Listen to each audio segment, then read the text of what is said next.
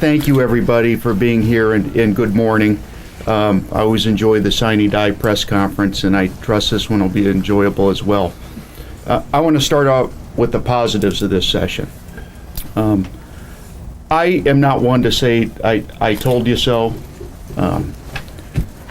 but I do want to remind the media that for the past 3 weeks I've been suggesting what the final package on transportation improvements might look like. And that assessment was pretty close. The roads plan that passed was substantially what Democrats have been proposing all along. And I'm very gratified that Republicans took many of those ideas and incorporated them into what is a very worthwhile package for the improvement of Indiana. It's not a panacea. It can always be more. There's much more to be done, but it is a steady first start.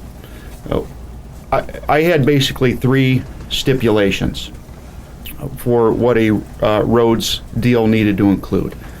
First was we should not be taking money away from working people at this juncture when we have resources at our disposal.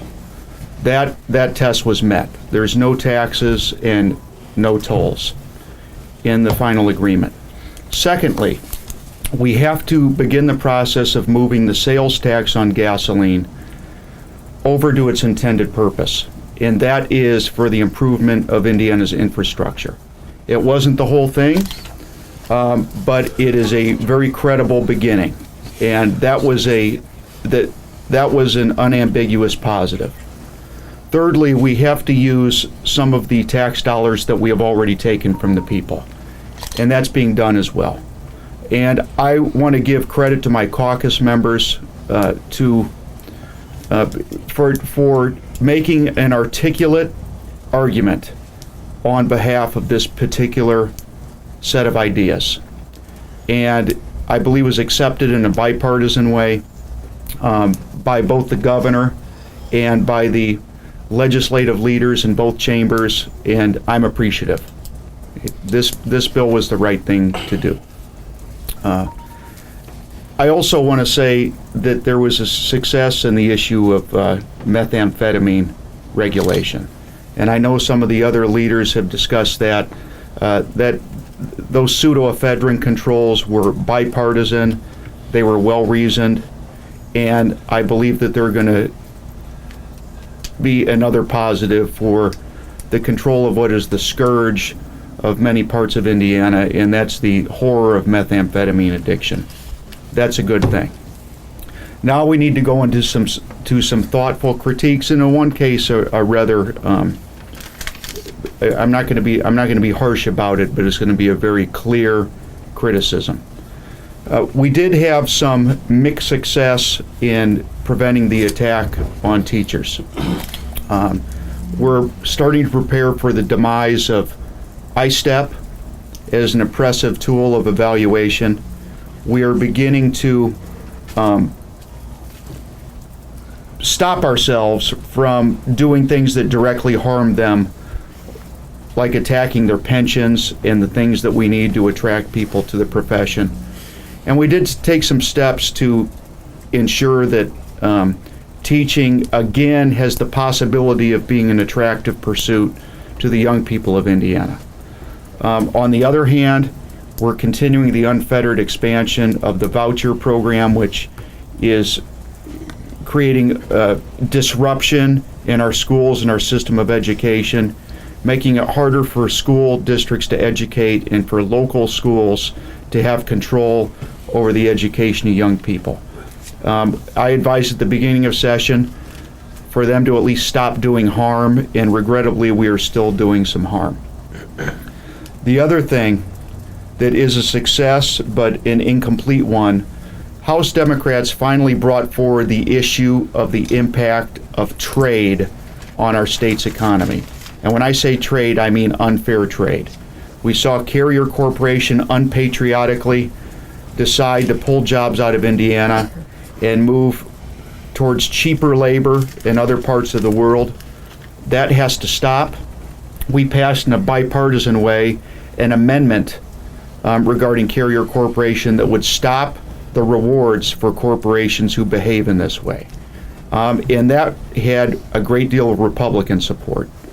But we still see the establishment of the party is unwilling to do what the people insist upon, and that is to stand up for the workers and the middle class first, and not give so much sympathy to boardroom chieftains and the decisions that they make that affect the lives of thousands of Hoosiers.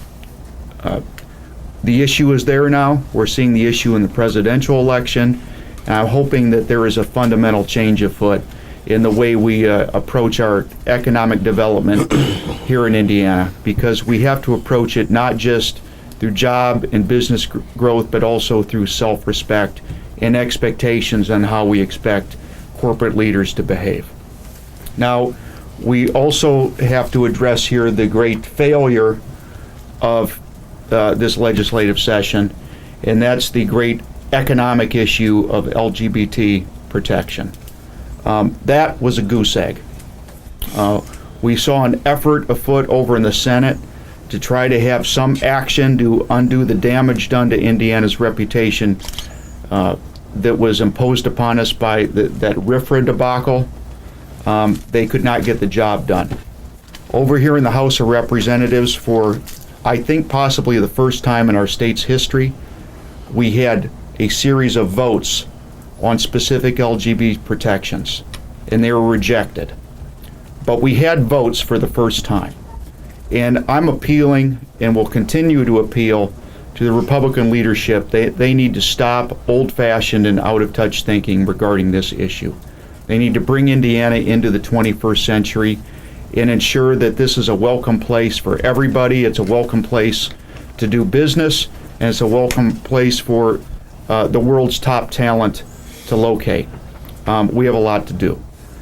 They also undermine their own claims about there not being enough time or enough willingness to tackle the issue, because we saw a last-minute, out of the blue attack on women's reproductive rights. One that was unvetted in the committee process, one that was so over the top that it created grave consternation in the Republican caucus and the rebellion of House Republican women, along with some House Republican men. I hope that that is a message to them, that they can't be unwilling to tackle a difficult societal issue on one hand, and then do something that over the top on the other hand. I hope the governor finds it in his heart to veto that piece of legislation, which really went beyond traditional pro-life and pro-choice issues. It was an attack on women who are enduring grief, who are enduring tragedy, and those types of things have to stop in these two chambers. The gratification of a narrow group of social conservatives is not enough reason to drag the state through those things. And they need to refocus their energies towards bringing people together and coming in line with the times and the era that we live in. And they have failed to do that. And while I'm happy that we have made strides with respect to the economic issue of our state's infrastructure, I'm lamenting the fact that we have failed woefully in the other regard. And that's we need the best people in the world to want to be part of Indiana. We need new Hoosiers, and we need to keep the Hoosiers that we have here, and these things don't help. And finally, I want to say I'm very grateful for the responsible and thoughtful behavior of the House Democratic Caucus. They all sense that they are going to have additional governing duties in the future at the close of this bicentennial session, because the people are going to have new choices. And if nothing else, I'm grateful that the people are going to have very clear choices as we move into the 2016 election. If nothing else, That means in that area our group of folks have done their duty to make sure that some of the issues are going to be clear coming up. So with that, again, I'm glad you're here. I hope we can do a few of these throughout the summer, but I'll be happy to entertain any questions at this point. Scott, you talked about the bipartisan effort you guys put on roads the other day. Shortly after you had your vote, John Gregg's campaign put out a statement saying you guys did next to nothing. You failed to act long-term on the road situation. Is John Gregg right? Well, there's reasonable critiques to make about the long-termness of the plan, but you have to get through the short term to get to the long term. Nobody was saying that this was a permanent solution. They were saying it was a steady first step, and I'm certainly saying that this was a step on which Democrats had a great deal of influence and impact. The overall governing trajectory of the state, that is an appropriate discussion for the gubernatorial race, and I suspect we're going to have that, because that discussion is going to be about not just the near term, but the distant term. And those types of criticisms are well taken. And I know that former Speaker Gregg and probably future Governor Gregg understands that we're all working on different tracks, and the track that he's on certainly merits those types of exchanges. But he's not on the same track as you guys. Well, we have to get through the legislative session here and complete our business. And when you're governor for 4 years, and you're governor when the legislature is adjourned. So there's enough room to accommodate all sorts of different views on things. And I know that John Gregg understands that we have our work that we have to accomplish today. Representative Pelath, what are your concerns about not having a minority member on the committee that's going to determine the new ISTEP test, or the replacement? You know, Speaker Bosma and I discussed that. He said that was an oversight, one that got past him, and I accept his view on that. On that one, I'm going to give I'm going to make the charges against meddlesome senators. Okay, I am. I think Representative Austin made an outstanding point at the end that we need bipartisan involvement in the future of our state's accountability system. So that was a mistake on their part. And, you know, a couple folks admitted to the mistake, and I accept that. And I hope that's a lesson going forward, that we need everyone on board. You criticized the tax increases in the original House Republican plan, voted against 1001 for that reason, and yet the plan that you're trumpeting is more than happy to push local officials to reach into the pockets of hardworking middle-class Hoosiers. How do you square those two beliefs? Well, it's not pushing them. I mean, the local communities ask for local options, and it's going to be up to them. I suspect that many of them will be empowered to make the choice not to impose those. But that's going to be up to them. There's a clear distinction between taxes that are imposed and taxes that are granted as a local option. There's always concerns about that, but given the breadth of what we have before us, that's certainly not a strong enough reason to reject what we had before us in its entirety. So, you know, I listened to some mayors, Republicans and Democrats, who were crying out for tools. We'll see if they adopt them. Seems like given it's an election year, seems like the Republican MO this session was do no harm. Do you think that they succeeded in that? No, they didn't. They did some harm. They certainly did harm with respect to some of the societal issues that I just discussed with respect to LGBT, civil rights, and with respect to women. That was harm. The continued classroom experiments that we asked them to put the plug in the jug, those have continued. That's harmful. So, you know, had they been able to resist their urges on those things, I probably would be able to say, yeah, we got through it with no harm. But there was harm done, and there's harm that's going to be discussed in the months ahead. Scott, any thoughts on the property taxes, the relief that was given to farmers, that money may get shifted to other more residential, so there may be sort of a indirect tax increase on some Hoosiers? Yeah, I think that's very esoteric and uncertain. Look, Indiana's an agricultural state, and nobody believes it, but I have a lot of farms in my area. Up in Michigan City, Indiana. Once you get outside the hinterlands, farmers all over the place.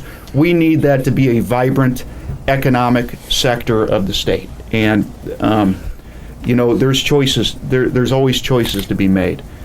We need our farmers to be successful, and we need them to keep sending crops to market because of the additional economic benefit that it generates. So those are choices we have to make continually. I supported the final plan. It didn't have universal support, but I think it was a necessary decision to make, and it's one that we continually have to reevaluate. There is a balance that always has to be evaluated and put forth, and I think we did the best we could there. I want to go back to the local roads issue for a second. Sure. I don't want to belabor the point, but Maureen's not here, so I will. With the rural roads, in the local matching grant fund, 50% of the money has to go to these rural counties, the counties with less than 50,000. But they're not going to get very much from the Lowit tax reserves. They don't have huge budget reserves that they're sitting on themselves. So to raise the money to get those matching grant funds, what can they do but raise taxes? Well, this is part of the. Let me tell you, Brian.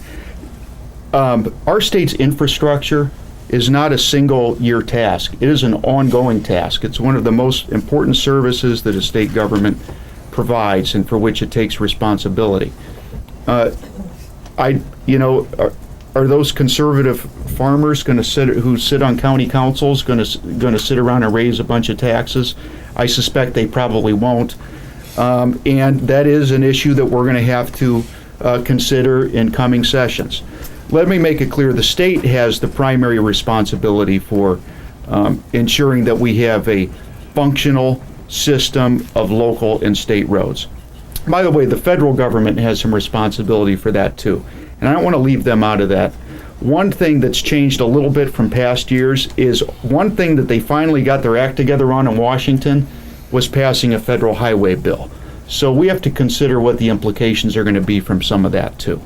All three levels of government have a role, and I think I think here in this building we've assumed in some areas, particularly education, too much centralized control for ourselves. So I think I think people have demanded tools. They've been given the tools, and now we have to do a sensible evaluation of how they're implemented going forward. I don't think any of those things are irresponsible. The speaker characterized the session as very productive, and he said a lot of substantial policy was enacted. Do you share that assessment? Well, I'm gonna add one thing that was productive. That Marion County Judges bill. That was productive. It died. that was one of the that was a terrible bill. It was taking people's rights away from them. It was probably going to send our entire state's court system to court itself because there were all sorts of equal protections issues. And by the way, you know who stopped that bill? Former Speaker Pat Bauer, my appointed conferee. He did an outstanding job at punching holes in that. And it caused enough consternation that it ended up getting thrown in the trash. So when I talk about things that are productive, I probably have a different assessment of what was productive than the speaker. That was, those types of things were productive, things that were stopped and that we had a role in stopping. We know that transportation and ISTEP are two big issues that are going to be talked about in the interim. Are there any others besides those two that you think are really important to talk about in the interim? That are important to transportation and ISTEP. Are there any other issues besides those that are important? Yes, civil rights. I mean, there's a very highly rated show I was on yesterday morning called Indiana Lawmakers, and I think I fell asleep to that. and I have not yet heard the Republican legislative leaders commit to studying the issue that Indiana is talking about, and that's LGBT civil rights.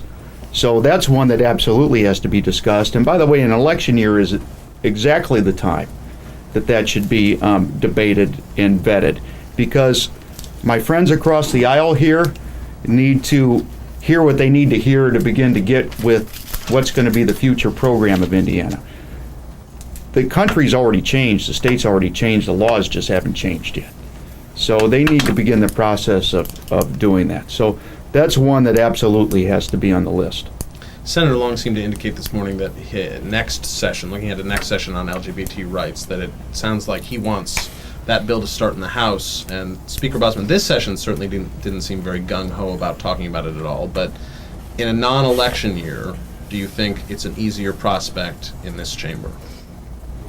I believe that there's a lot of Republican members who would like to vote for LGBT rights.